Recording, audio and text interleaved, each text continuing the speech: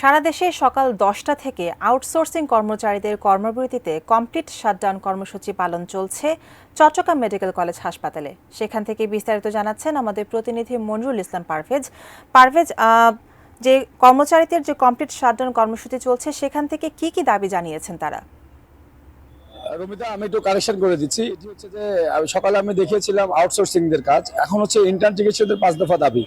এটি হচ্ছে যে মূল দাবি হচ্ছে এমবিবিএস এবং বিডিএস ব্যতীত কেউ ডাক্তার লিখতে পারবে না, এই জিনিসটি হচ্ছে যে মূল দাবি। এবং এখানকার মধ্যে যে এই চিকিৎসা ব্যবস্থার সাথে সামঞ্জস্যপূর্ণ যে ওটিসি ড্রাগ লিস্ট আপডেট করতে হবে এবং স্বাস্থ্য খাতে বিনিয়োগের সঠিক পরিকল্পনা থাকতে হবে। এই যে 5টি দফা দাবি বলা হয়েছে এখানে।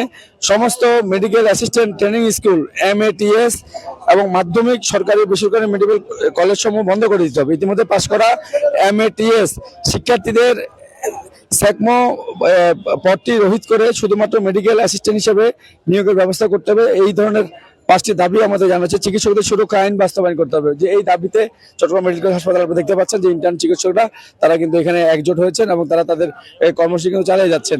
আমরা একটু সংক্ষেপে একদম আপনাকে 30 সেকেন্ডের মধ্যে বলেন তো মূল দাবিগুলো কি কি? একদম সংক্ষেপে। দাবি হচ্ছে আমাদের ডাক্তার পদবি ব্যবহারের জন্য এমবিবিএস এবং বিডিএস ডিগ্রি অবশ্যই থাকতে হবে। এর বাইরে কেউ কোনো ডাক্তার লিখতে পারবে না। এটা নিয়ে আদালতে একটা মামলা চলমান আছে। 2013 সাল থেকে 90 বার এ পর্যন্ত এই রিটের খারিজ করা হয়েছে, পেছানো হয়েছে। আমরা চাচ্ছি এটা দ্রুত নিষ্পত্তি করে এই রায়টা দেওয়া হোক। এটা প্রথম দাবি। 2 নাম্বার হচ্ছে আমাদের যে ওভার দ্য কাউন্টার ড্রাগ এই লিস্টটা চেঞ্জ করে এটা আপডেট করতে হবে এবং ওভার দ্য কাউন্টার ড্রাগটা সবাই যাতে ব্যবহার করতে না পারে, এটার বাইরের ড্রাগগুলো সবাই যাতে ব্যবহার করতে না পারে, অনলি রেজিস্টার্ড চিকিৎসকরা ব্যবহার করতে পারবে।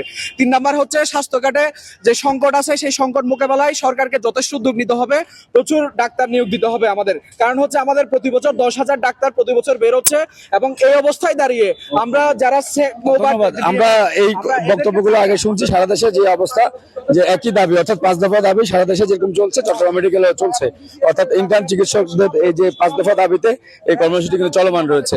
এরপরে যদি আর কোনো আপডেট থাকে বা ওনাদের যদি কোনো কর্মবিরতি বা কোনো কিছু হয়, আমি পরবর্তী সংবাদে জানিয়ে দিব। তো আপাতত চট্টগ্রাম মেডিকেল হাসপাতাল থেকে 5 দফা দাবি নিয়ে আমার কাছে এতটুকুই রয়েছে।